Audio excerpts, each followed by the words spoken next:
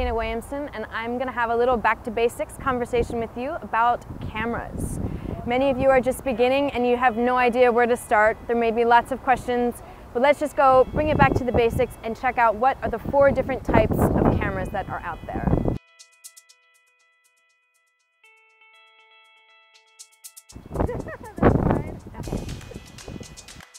So the 4 basic groups of cameras that we have are DSLR professional cameras, bridge cameras, otherwise known as prosumer grade cameras, point and shoot cameras, and your camera phone.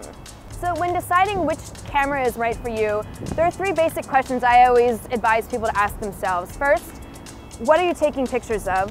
What are your habits when you take pictures? Meaning, like, how do you take pictures?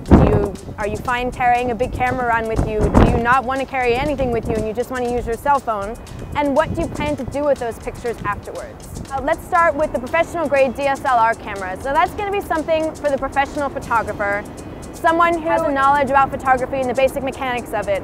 You have the options to go manual, automatic. There's a lot more variety that you have there. Some of the downsides are that you will also end up investing a lot of money in both lenses and also special programs to process those files.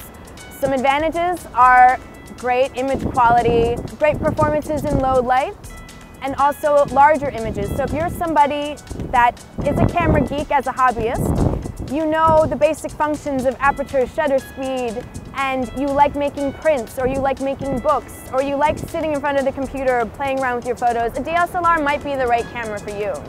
Next are bridge cameras. Bridge cameras are called bridge cameras because it's basically bridging between a point and shoot and the professional DSLR cameras. So if you're a little intimidated by the DSLR cameras, the bridge camera is the camera for you. It still has really great quality.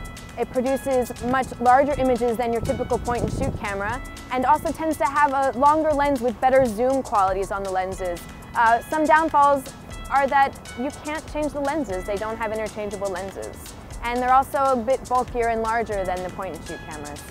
Next we have point and shoots. And point and shoots are great for anyone who has a lot of knowledge about cameras or no knowledge at all about cameras. They're portable, they're easy to use. Some downfalls are that not all point and shoots have flashes. So if you know you like to do a lot of party shots, things inside dark lit places, you're going to need the flash. Some other disadvantages of point and shoots are that they're not going to give you as large of a file as you would have with the DSLR and the bridge camera. So if you're someone that likes to print your photos, you better move up and go to the next round. One of the great things about a point and shoot is that you can take it with you.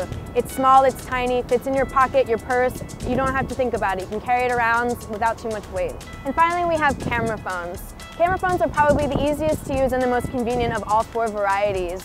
Some disadvantages are you lack some of the manual abilities to focus and change the exposure the way you may be able to with a point and shoot or the other cameras. Some advantages are if you're someone who has their photographs that live and die only on social media, this is perfect for you. You don't have to worry about printing. You take your photo and upload immediately to Instagram, Facebook, whatever it is you like to use. You don't have to worry about memory cards, uploading to a computer first. You're ready to go. Take your shot and there it is. So the professional DSLRs, they're for our professional photographers. The bridge cameras, they're for your amateur photographers or someone who just needs a little help to get to professional level. Point and shoot cameras, it's for everybody. You want to carry a camera, take lots of photos, but don't want the weight, point and shoot's the way to go. And your camera phone, that's just for everybody. Okay, and there you have it. My name is Christina Williamson. You can check out my work at www.christinawilliamson.com. Those are the 4 different types of cameras. If you're interested in grabbing one for yourself, head over to focuscamera.com and see what they have. See you next time. Don't forget to like and subscribe.